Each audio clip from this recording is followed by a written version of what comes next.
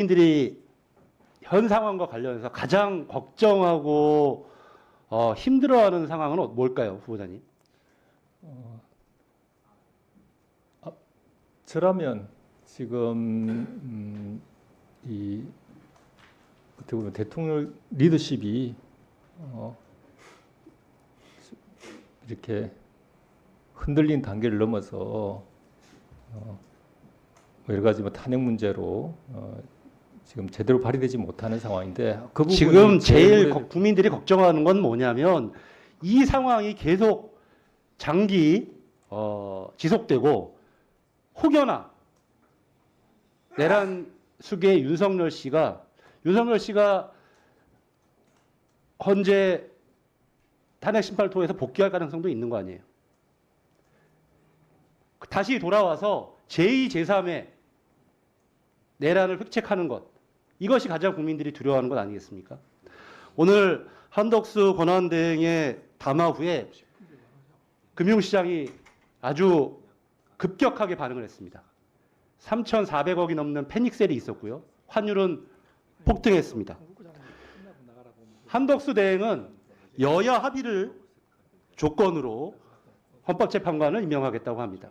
아마 후보자가 대법관으로 오늘 인사청문회를 통과하고 동의를 통과하더라도 똑같은 논리를 주장할 겁니다.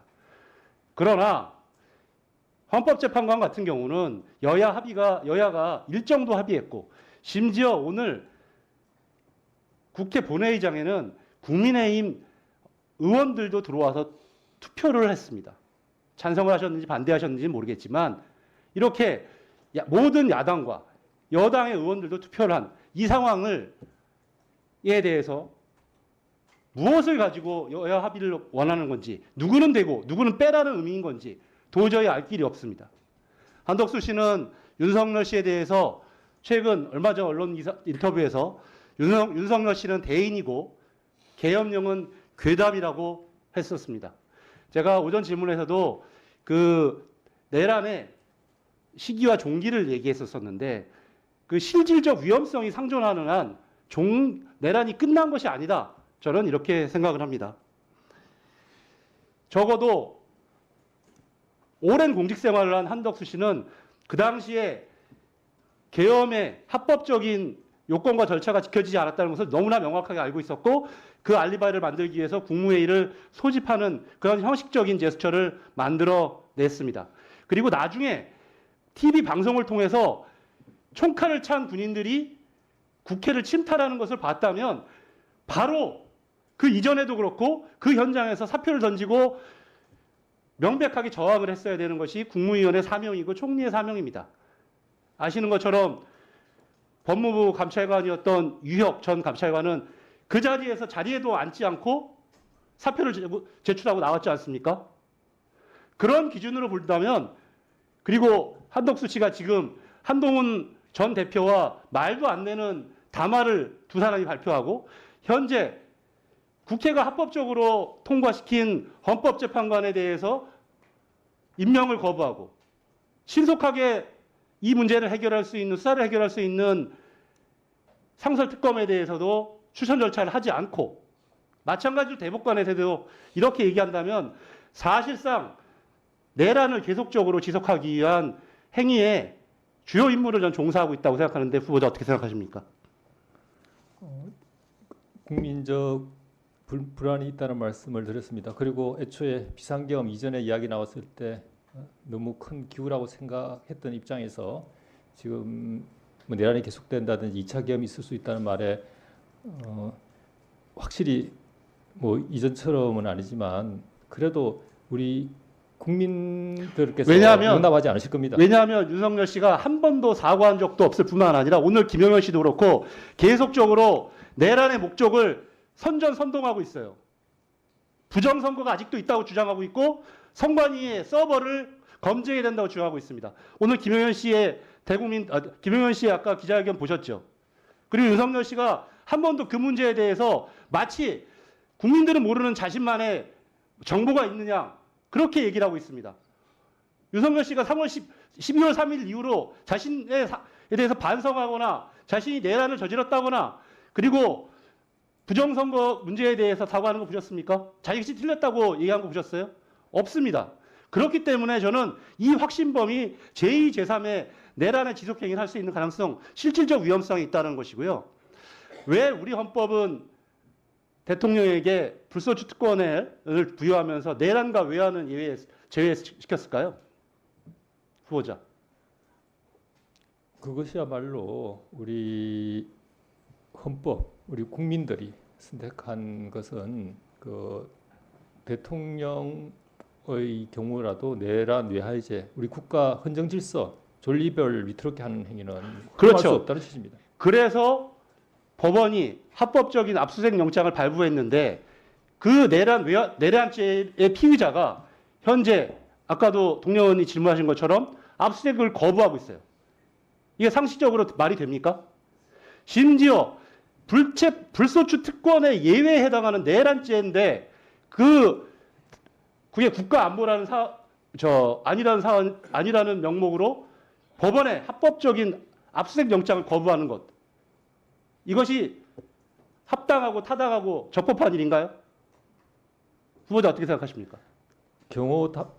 그 담당 책임자로서는 그런 이유로 막연히 거부해서는 안 되고 그러한 사유나 소명 자료를 충분히 분류해서 제가 생각합니다. 아까도 말씀드렸던 것처럼 또 제3차 출석 요구가 갔습니다. 저는 윤석열 씨는 출석하지 않으리라고 생각합니다. 빨리 체포 구속해서 더 이상의 위험으로부터 대한민국을 보호해야 된다는 그런 생각을 가지고 있고요. 3분만 조금만 더 주시겠습니다. 그래서 지금의 이 위험 상태가 그리고 국민들의 불안 상태가 계속적으로 12월 3일 이후로 가시지 않고 있다. 지금도 들어오는 문자는 왜 대한민국을 이렇게 생각하는 사람이 없냐 이런 많은 걱정들이 있다는 말씀 다시 한번 드리겠고요. 그 후보자께서 그 인사 말씀에 제가 충북 경천 친민에 말씀하셨습니다. 여기서 국민은 소송 관계인이다. 사회에서 소외받은 재판 당사자를 의미한다. 뭐 업무에 새기고 있다. 이런 말씀 하신 것 맞죠? 그렇습니다. 예, 국민은 소송 단계 중요한 좋은 말씀하셨는데 이런 소송 관계인들이 사법 접근성 이런 부분들이 다른 동료 시민들보다 굉장히 부당하게 침해받거나 제한받는다면 어떻게 문제가 생길까요? 국민 재판 청구권 헌법상 기본권과 관련돼 있기 때문에 그 점에 대한 그런 것은 해소되지 형식적인 않습니다. 법적인 이야기가 아니더라도 한국 사회는 굉장히 사회가 급격하게 변동을 하고 있습니다. 제가 서면 질의도 냈지만 인구 100만의 어떤 도시는 시법원 하나가 없습니다. 그분들은 소송이 생기면 인구 100만의 도시가 저 먼 곳까지 재판을 받으러 가야 돼요. 많은 시간과 돈을 소비하면서. 지금 수도권에 있는 많은 도시들이 그런 환경에 있는 거 아시죠?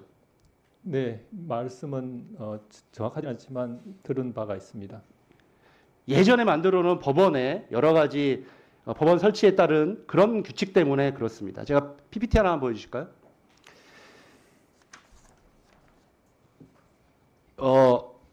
지금 현재 김포는 인천지방법원 부천지원 산하입니다. 그런데 최근에 곧 인천지방법원 북부지원이 개청 예정입니다. 인천 서구 계양구 강화를 관할로 하는데요. 김포시청에서 출발하면 현재는 자동차로 52분, 대중교통으로 1시간 12분입니다. 그런데 바로 옆에 4.3km 거리에 14분, 37분에 닿을 수 있는 곳에 법원이 생깁니다. 그런데 여기를 관할로 하지 못하게 되어 있습니다. 이 시민들은 사법의 접근성이 주변의 다른 도시에 있는 분들과 어떻게 생각하십니까? 매우 제한적이겠죠? 일견 봐도 사법 접근성이 떨어지고 더 나은 곳이 있는데 그렇지만 만약에 지금 이게 현실화가 돼서 그렇지 않을지 모르지만 이게 2027년인가 개청 예정이거든요. 현실화되면 폭발할 겁니다. 김포 인구는 그 당시면 현재 50만인데 55만이 넘습니다. 아시는 것처럼 화성시는 인구 100만인데 시법원 하나가 없습니다. 저는 대법관이 되신다면 사법의 접근성 그리고 우리 사회의 여러 가지 구조적인 변화에 따른 이런 부분들도 많이 반영되어야 된다고 생각합니다. 그리고 이 당시에 법안 소위 할 때도 추후에 논의하는 처리하겠다라고 시민들의 의견을 듣겠다고도 한 것으로 알고 있습니다. 그래서 법원행정처에서도 계셨고 대법관이 계신다면 이런 부분들 많은 부분들이 많은 시민들이 사법 접근성으로 후회되는 이런 현상들을 개선하기 위해서 더 많은 재원과 더 많은 법원의 노력이 필요하다 이렇게 생각하는데 우리 후보자께서 동의하시는지 여부와 어떻게 하실 건지 좀 마지막으로 의견을 밝혀주세요. 네, 그 위원님 그 지적하신 사항이라면 김포 시민들께서는 상당히 접근성에서 상대적으로 소외받으신다고 생각하실 것 같습니다. 그런 접근성이 최우선 고려 요소이기도 합니다. 전체 법원을 관할을 정할 때 사건 수라든지 지역민 같은 청사 사정 같은 것도 다 고려돼야 되겠지만 말씀하신 사항들도 고려해서 입법 사항으로 할 때 우리 대법원도 아주 책임 있는 의견을 내리라고 생각합니다. 네, 감사합니다. 예, 박상혁 의원님 수고하셨습니다. 더 이상 질의하실 의원님 계십니까? 예.